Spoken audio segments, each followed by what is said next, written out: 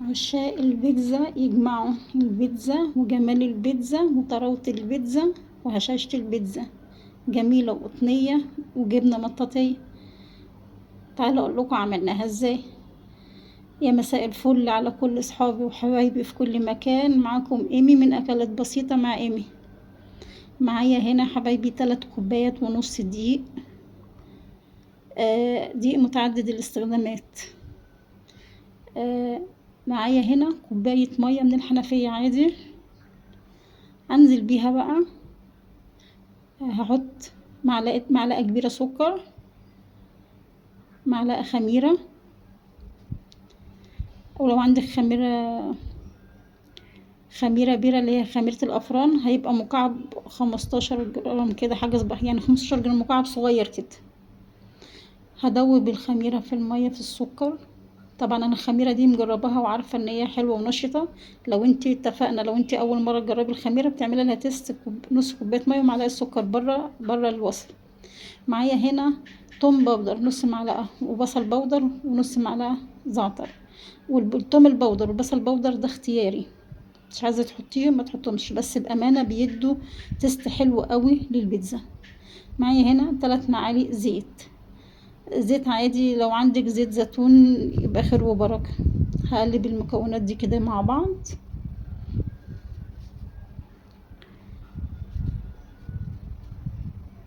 تمام.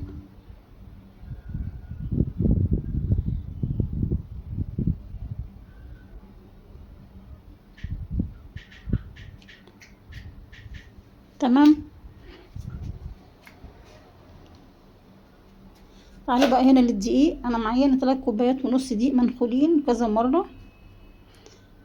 معايا هنا معلقتين لبن بودر، وعايزه اقولك بيدوا طعم حلو قوي للمخبوزات. ومعايا هنا نص معلقه ملح صغيره. ممكن برضو في الخطوه دي تحط علبه زبادي صغيره. لو عندك نص كوبايه لبن، بس انا حبيت اعملها اقتصاديه بحيث تبقى يعني للجميع، في بتناول الجميع يعني. هنزل هنا بالاسباتيولا وهلم العجين كده بالاسباتيولا الاول.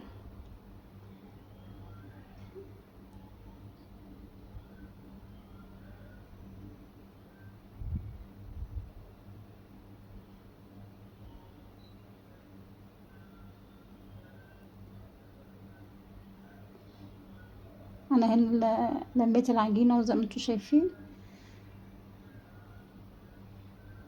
تمام. هشيل الاسباتيولا بقى وهعجن بايدي.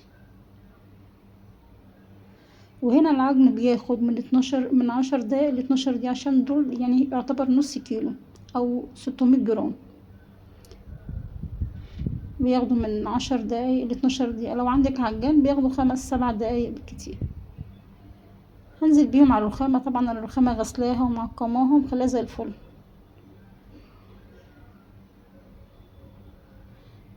انا هنا اي معجنات بسيبها وبنضف ايدي وباجي اسيبها دقيقة بس وبكمل عجن. انا المقطع بتاع العجن كده ده راح من الفيديو مش لاقياه. زي ما انتوا شايفين كده انا عجنتها حوالي 12 دقيقة. شايفين طرية وجميلة ازاي، وفيها سن تلزيق، وده من نجاح العجينة. اي عجينة عايزاها هشة وطرية كده لازم تبقى فيها سن التلزيق، ما تبقاش يابسة، ما تبقاش ناشفة. انا عجنتها بامانة حوالي 12 دقيقة او 15 دقيقة. بس كل ما تعجني في العجين، بص انا بوريكي بايدي هنا، ايدي اللي هي ما فيهاش عجين ما بتلزقش، بس ايدي اللي لمساها فيها سن التلزيق. في البولة اللي انا عجنت فيها هنزل بحبة زيت. تمام. شايفين طرية خالص، وده المطلوب عشان تديكي هشاشة وطراوة. تبقى اللقمة حلوة كده طرية، ما تيجي تاكليها ما تلكمش كده، تبقى طرية. فاهميني؟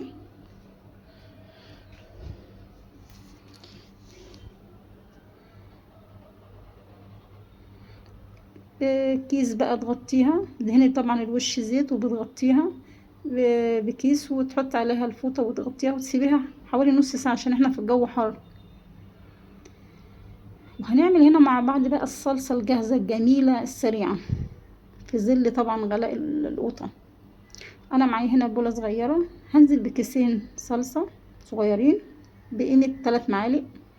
معايا هنا كاتشب معاها بقى حاجة حلوة قوي باربيكيو، ولو عندك باربيكيو مدخن يبقى حلو، بس انا اللي عندي العادي. ومعانا انا زعتر، ومعايا نفس المكونات اللي حطيتها في العجينة هحطها في الصلصة. عايزة اقولك بأمانة الصلصة دي تحفة تحفة تحفة، وانا يعني مجرباها كتير.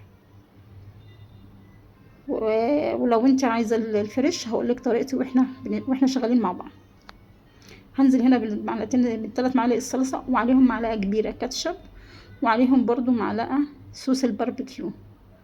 ده اختياري، موجود عندك مش موجود مش يعني شغال برضو الصلصة والكاتشب. هنزل بقى هنا بنص معلقة صغيرة توم باودر، بصل باودر، زعتر.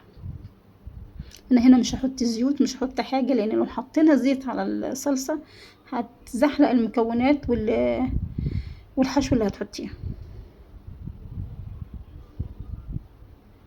تمام. حطيت هنا سنة صغيرة من الزعتر، وهخفف الصلصة دي بمعلقة صغيرة مية، يعني طبعا هتبقى تقيلة قوي. انا هنا طبعا مش بحط ملح، لان بكتفي بالملح اللي في الصلصة عشان ما تبقاش حادقة او تبقى مززة شوية. هنزل هنا بمعلقة صغيرة مية، زي ما انتم شايفين معايا كده، معلقة صغيرة خالص.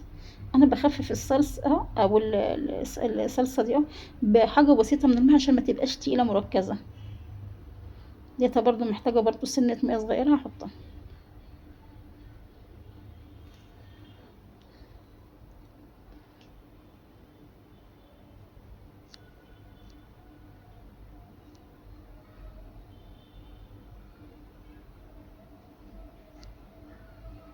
انا بوريك هنا حطيت برضو معلقة صغيرة مية. معايا هنا بقى الصلصة جاهزة خلاص. عايزة اقولك جميلة وسهلة وحلوة وزي بتاعة المحلات. شايفين شكلها جميل. تمام.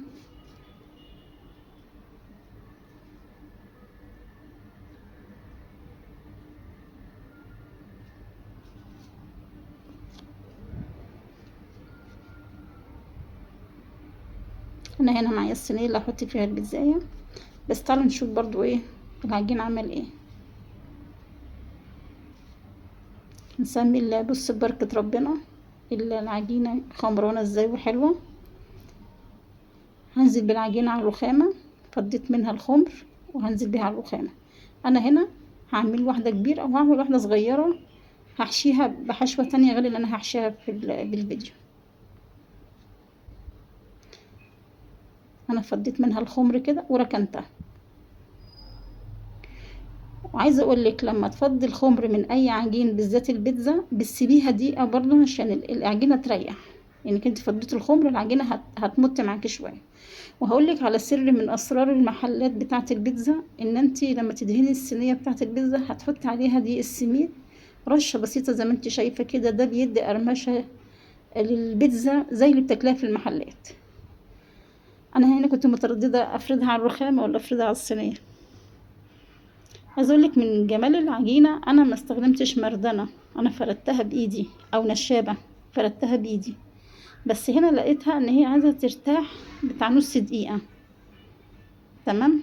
هغطيها واسيبها نص دقيقه وارجع لها تاني.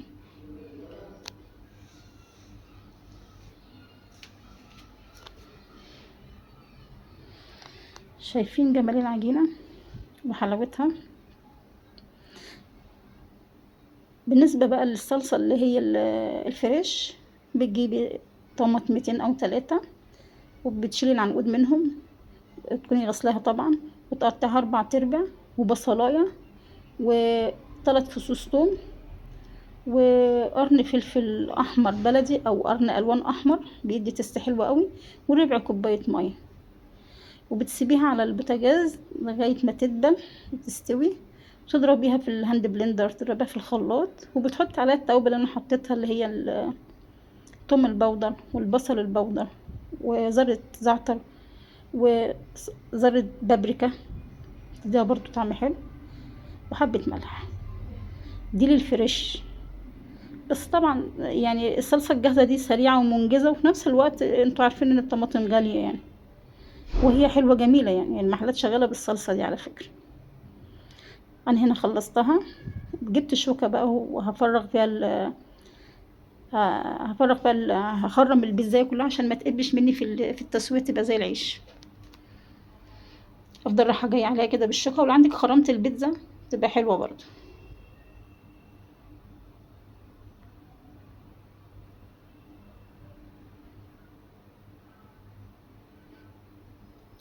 هجيب الصلصة وهفردها.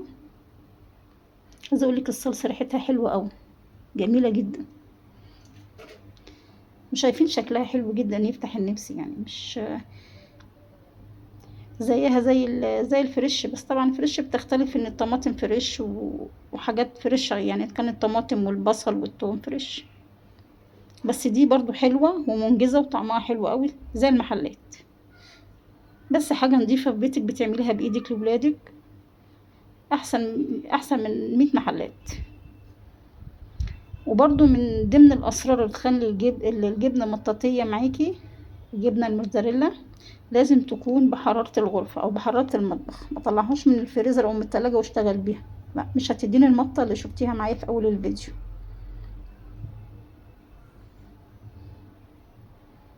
انا برش هنا الاول الموتزاريلا، وبنزل بالطماطم. انا عايزه اقول لكم البيتزا دي والبيتزا الصغيره خدوا طماطمايه واحده بس بامانه انا كنت بعملها وانا تعبانه يعني، ما كنتش مركزه في ان انا في الرص، بس الحمد لله طلعت حلوه وجميله. انت بترصي اول حاجه الجبنه الموتزاريلا، وبعد كده بتنزلي بالطماطم، بالفلفل لو عندك فلفل الوان، ما عندكيش زي حالتي كده بتحطي الفلفل الاخضر، وتنزلي بالحشوه. الحشوه بقى دي حسب الرغبه، ممكن تعملي زي ما انا عملت كده بالسوسيس، هوت دوج، بسطرمه، فراخ، الموجود، وممكن تبقى جبن الموجود. دي حاجه بيتي ومعموله حاجه نظيفه وعاملاها بايدك وضامنه نظافتها. انا هنا كان عندي السوسيس، عملته بالسوسيس والصغيره اللي مركونه دي انا عملتها، كان عندي حبه لحمه معصجين عملتها، بس دي ما صورتهاش. وعايزه اقول لكم بامانه طلعت تحفه تحفه وهشه وجميله. هنزل هنا بعد ما حطيت السوسيس، بنزل بالزيتون زي ما انتوا شايفين معايا كده، زيتون اسمر وزيتون اخضر برضو المتوفر عندك، الحشوة دي حسب الرغبة.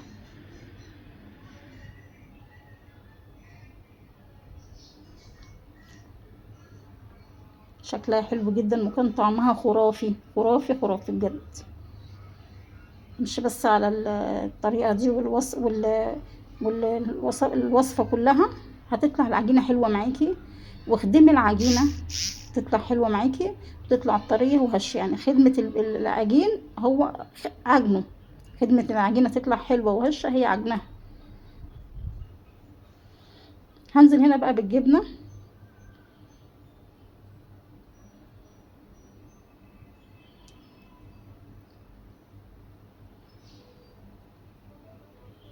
زي ما انتوا شايفين معايا لازم الجبنة تكون بحرارة الغرفة او المطبخ زي ما انا قلتلك عشان تطلع مطاطية وحلوة معاكي.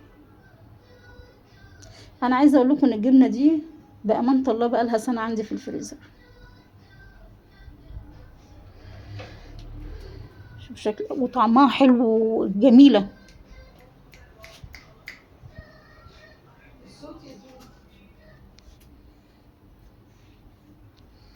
هنزل ببقية السوسيس، وهنزل بالزيتون.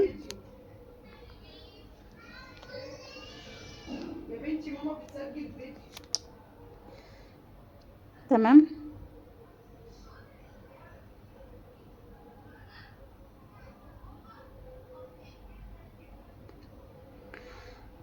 زي ما انتوا شايفين كده. وهنا لو التسوية بقى، نتكلم في موضوع التسوية، هتدخليها على نار عالية، أعلى درجة حرارة في الفرن، بتاخد حوالي 10 دقايق، ما بزيدش عن كده. شغلي الفرنة وتشغلي الشواية، متاخدش 10 دقايق، على نار 200-220. ولو عندك لبن هتاخدي الحرف كده بفرشة لبن خفيفة كده الحرف كله، بس أنا للأسف يعني برضو ما كانش عندي. شوفوا شكلها بعد ما خرجت ولا ريحتها، بأمانة الله كانت ريحتها خرافة قلب البيت كله، جميلة وهشة وقطنية خفيفة. آه شايفين جمالها؟ انا مش هتكلم، انتوا شوفوها كده بجمالها وحلاوتها، هشة وطرية، هشة وطرية، وجبنة مطاطية، جبنة خرافة مطاطية. شايفين؟ لو عجبك الفيديو ما تنسينيش في لايك وشير وسبسكرايب للقناة. سلام.